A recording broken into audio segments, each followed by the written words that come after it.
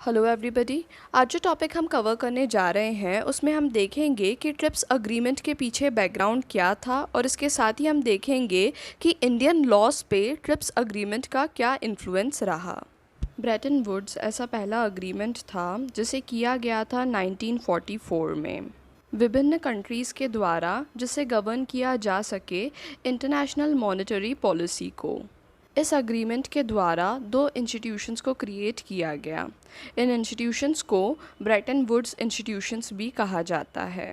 ये दो इंस्टीट्यूशन थे international bank for reconstruction and development IBRD, जिसे बनाया गया था 1945 में, और इंटरनेशनल मॉनेटरी फंड IMF, जिसे क्रिएट किया गया था 1946 में।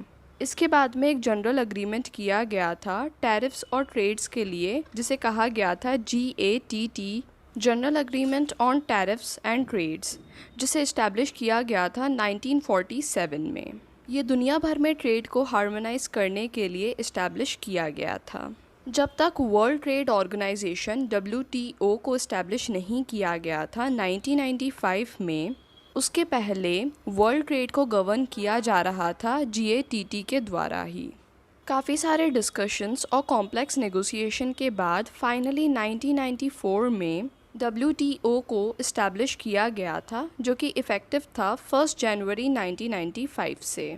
जो भी कंट्रीज़ थी जिनने पार्टिसिपेट किया था यूरुग्वे राउंड में, वे WTO की मेंबर बन गई। इनमें एक कंट्री इंडिया भी थी। फ़िलहाल की बात करें तो WTO में 153 मेंबर्स हैं। ऑलमोस्ट 90% जो नेशंस हैं वर्ल्ड में, वो सभी मेंबर्स हैं WTO के। WTO रिस्पॉन्सिबल है ट्रेड अग्रीमेंट्स के नेगोशिएशन और इम्प्लीमेंटेशन के लिए। WTO के सबसे ज़्यादा इम्पॉर्टेंट अग्रीमेंट्स में से एक अग्रीमेंट है trips agreement. Trips agreement force में आया था 1 जनवरी 1995 के दिन। ट्रिप्स अग्रीमेंट एक इंटरनेशनल अग्रीमेंट है जिसे एडमिनिस्टर किया गया है WTO के द्वारा। इसके साथ ही ये सेट डाउन करता है विभिन्न प्रकार की इंटेलेक्चुअल प्रॉपर्टी रेगुलेशंस के लिए मिनिमम स्टैंडर्ड को। ये जो अग्रीमेंट है वो आज के समय तक सबसे ज़्यादा कॉम्प्रिहेंसिव एग्रीमेंट है। इस अग्रीमेंट के द्वारा काफ़ी सारी बातों को कवर किया गया है, जैसे कि copyrights and related rights, trademarks, geographical indications, industrial designs, patents, layout designs of integrated circuits, undisclosed information जैसे कि trade secrets and test data.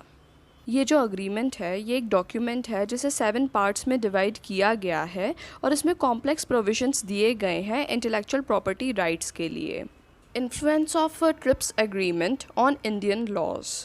India TRIPS agreement की सिग्नेटरी बनी इन द ईयर 1994। ये जो अग्रीमेंट है ये फोर्स में आया जनवरी 1, 1995 के दिन। पूरी दुनिया भर में इस अग्रीमेंट को जाना जाता है as the most important multilateral agreement. इस अग्रीमेंट के द्वारा minimum standards of IP rights को सेट किया गया इंटरनेशनली। अग्रीमेंट के द्वारा एनकरेज किया गया ट्रेड और टेक्नोलॉजी के ट्रांसफ़र को कंट्रीज़ के बीच में। जो पेटेंट एक्ट 1970 है वो कॉन्ट्रवीन कर रहा था आर्टिकल 27 ऑफ ट्रिप्स अग्रीमेंट को।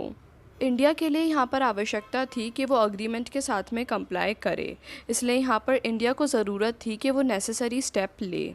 इस अग्रीमेंट के द्वारा एक फ्रेमवर्क को सेट किया गया है जो कि 3 स्टेजेस में है। ये इसलिए किया गया है ताकि जो इंटेलेक्चुअल प्रॉपर्टी रिजाइम है ऐसी कंट्रीज़ में जो कि अभी भी डेवलपिंग है, जैसे कि इंडिया, ऐसी कंट्रीज़ जो कि अलाउ नहीं करती है फार्मास्यूटिकल्स में और एग्रीकल्चर केमिकल्स में पेटेंट्स को, इन्हीं बातों को मद्देनज़र रखते हुए यहाँ पे एक 3 स्टेजेस वाला फ्रेमवर्क सेट किया गया है एग्रीमेंट के द्वारा। इन 3 स्टेजेस में जो पहली स्टेज है वो है introduction of mail box facility.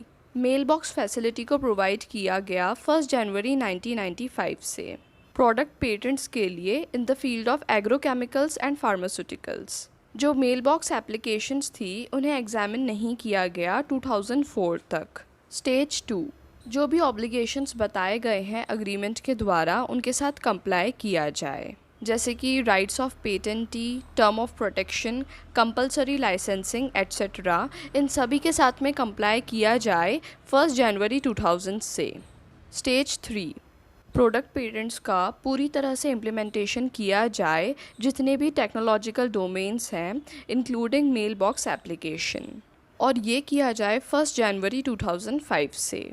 इससे हम ये कह सकते हैं कि जो ट्रिप्स अग्रीमेंट है वो फोर्स में आया भारत में जनवरी 2005 से।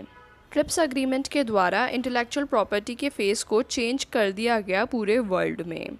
डेवलपिंग कंट्रीज़ जैसे कि इंडिया, जिनका जो मैकेनिज़्म था इंटेलेक्चुअल प्रॉपर्टी राइट्स को लेकर वो वीक था, ऐसी कंट्रीज़ के द्वारा उनके पेटेंट लॉज को अमेंड किया गया और नए लॉज को क्रिएट किया गया। ऐसी कंट्रीज़ जहाँ पर आईपीआर को लेकर कोई भी लॉज मौजूद नहीं थे, उनके द्वारा भी नए लॉज को क्रिएट किया गया। ट्रिप्स अग्रीमेंट के आने के बाद पेटेंट लॉज को रिवाइज़ किया गया और यहाँ पर स्ट्रॉन्गर पेटेंट प्रोटेक्शन मैकेनिज़्म को लाया गया। ऐसा पेटेंट प्रोटेक्शन मैकेनिज़्म जो कि इंटरनेशनल स्टैंडर्ड्स को मैच करता है। इंडिया के लिए ट्रिप्स अग्रीमेंट एक पॉजिटिव रिज़ल्ट लेकर आया। यहाँ पर इससे फ़ायदा ये हुआ कि जो फॉरेन इन्वेस्टर्स थे उन्होंने इंडिया में इन्वेस्टमेंट करना स्टार्ट किया।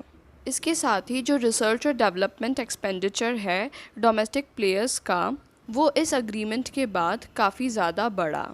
यहाँ पर एक पॉजिटिव बात ये भी हुई कि जो प्रोडक्ट्स हैं वो बेटर लेवल पे अवेलेबल होते हैं जब आईपीआर प्रोटेक्शन को प्रोवाइड किया जाता है। पर साथ ही साथ यहाँ पर प्रॉब्लम ये हुई कि ऐसे प्रोडक्ट्स जो कि पेटेंटेड होते हैं वो अफोर्डेबल नहीं होते हैं, उनकी प्राइसेस बढ़ जाती है। इस अग्रीमेंट के बाद में भारत में डोमेस्टिक और फॉरेन इन्वेस्टमेंट बढ़ा सीड्स और एग्रीकल्चर की फील्ड में।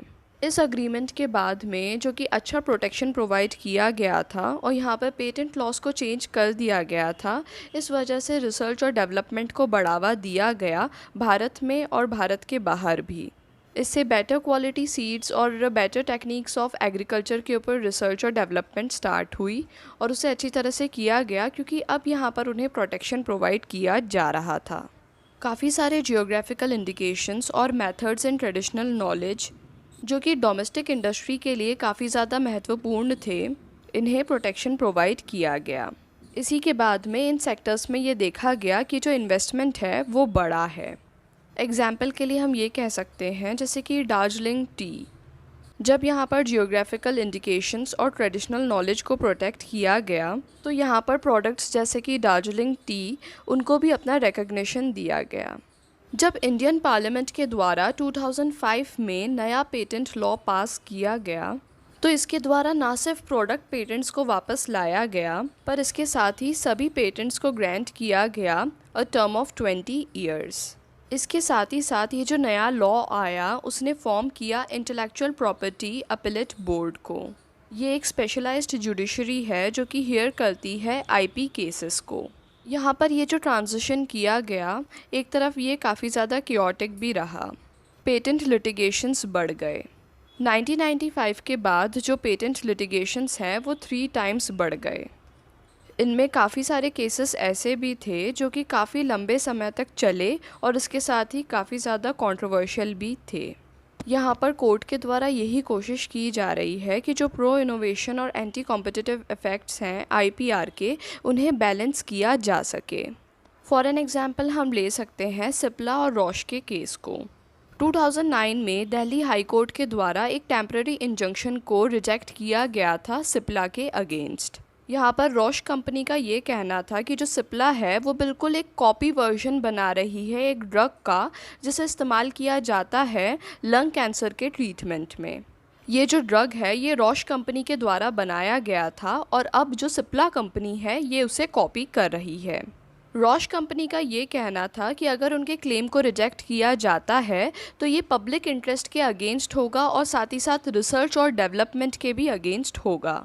सिप्ला का आर्ग्यूमेंट यहाँ पर ये था कि अगर यहाँ पर इंजंक्शन दिया जाता है तो यहाँ पर ऐसे लोग जिन्हें इस ड्रग की आवश्यकता है लंग कैंसर के ट्रीटमेंट के लिए, वे सभी लोग इस ड्रग को प्राप्त नहीं कर पाएंगे।